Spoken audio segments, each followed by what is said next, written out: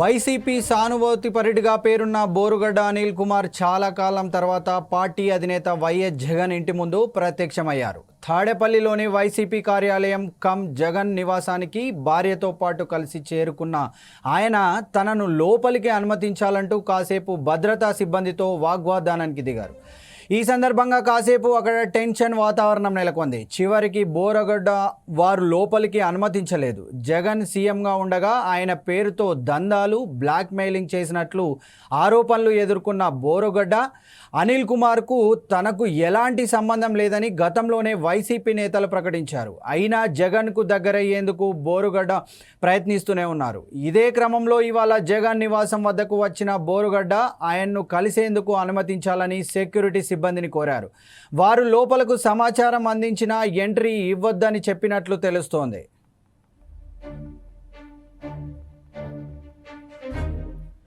దీంతో బోరుగడ్డ వైసీపీ కీలక నేతలు సజ్జల రామకృష్ణారెడ్డితో పాటు ఇతర నేతలపై విమర్శలకు దిగారు. సజ్జల ఇతర నాయకులు తనను జగన్ను కలవనీయకుండా అడ్డుకుంటున్నారని ఆరోపించారు. గతంలో వైసీపీలో ఓ నాయకుడితో మాట్లాడిన ఫోన్ కాల్ ఆడియోను కూడా ఈ సందర్భంగా బోరుగడ్డ బయటపెట్టారు.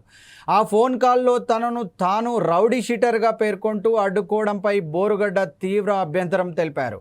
తాను రౌడీ షీటర్ను కాదని స్వయాన హైకోర్టు గతంలో క్లారిటీ ఇచ్చిందని బోరుగడ్డ పేర్కొన్నారు.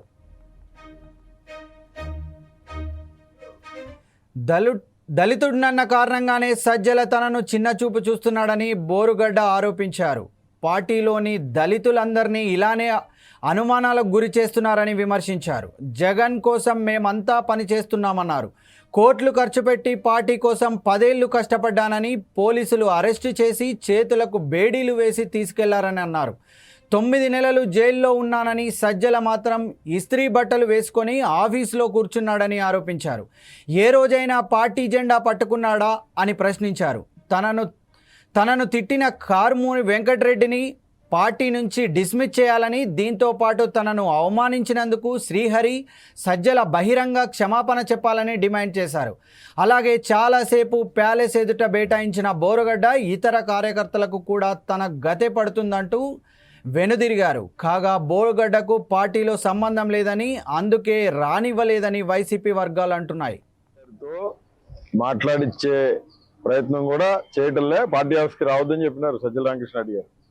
ఆ తర్వాత ఆయన కోటరీలో ఉన్న ఆయన కార్యకర్తలు దాని చెంచాలతో మేము రౌడీ షీటర్లు అని చెప్పి పోస్టర్లు పెట్టించి గందరగోళం చేపిస్తా ఉన్నారు. ఎవరు మాట్లాడమన్నారని కారుమూరి వెంకటరెడ్డితో నేను మాట్లాడితే కారుమూరి వెంకటరెడ్డి సజ్జల పేరు, శ్రీహరి పేరు చెప్పినారు. ఎట మాట్లాడతారు? 9 నెలలు జైల్లో ఉంది ఎవరి కోసం? 22 కేసులు పెట్టించుకుంది ఎవరి కోసం? 3rd డిగ్రీలు ఇప్పించుకుంది ఎవరి కోసం? జగన్మోహన్ రెడ్డి గారు నాయకుడు, మా నాయకుడు, నా నాయకుడు. నేను ఇన్స్పైర్ అయ్యి రాజకీయాల్లో ఎదగడానికి గల కారణం వైఎస్ జగన్మోహన్ రెడ్డి గారు. సజ్జలు ఎవరు? సజ్జలను చూసి మేము పనిచేయలేదు. ఎవరు పనిచేయరు సజ్జలను చూసి? జగన్మోహన్ రెడ్డి గారే మూలం. ఎడొచ్చే కార్యకర్తలు, ఎడొచ్చే జనం అంతా కూడా జగన్మోహన్ రెడ్డి గారి కోసమే కదా వచ్చేది. లోపల పార్టీకి వ్యతిరేకం అని సజ్జల రామకృష్ణారెడ్డి వర్గం అంతా క్రియేట్. నేను సజ్జలు పార్టీకి వ్యతిరేకం అయితే నేను 2000 మంది తీసుకొచ్చారు కూర్చునేవాడు కదా. నేను నా భార్య చెంది కూర్చుంటాం కూడా. పార్టీలోనే ఉంటా, పార్టీలోనే ఎదుగుతా. పార్టీలో సజ్జల రామకృష్ణారెడ్డి అనే వ్యక్తి టచ్ చేయలేని పరిస్థితికి ఎదుగుతాను, ఖచ్చితంగా ఎదుగుతాను. జగన్మోహన్ రెడ్డి గారికి చెప్తాము. నాకు జరిగిన అన్యాయం చెప్పేదానికోసం ఇక్కడ కూర్చున్నా. నేను వేరే ఏం కాదు. నేను గొడవకు రాలే, పొరపాటును గొడవకు రాలా. అన్యాయం జరిగింది చెప్పుకోవడానికి వచ్చినాం. That's it. దానికి నిరసన అని కూడా అనరు. నాకు అన్యాయం జరిగింది, నన్ను పార్టీ ఆఫీస్లోకి పోతున్నాడు ఆయన. రావుతున్నాడు పార్టీ ఆఫీస్లోకి. పార్టీ ఆఫీస్లోకి ఎట్లా రావుతుంటారండి?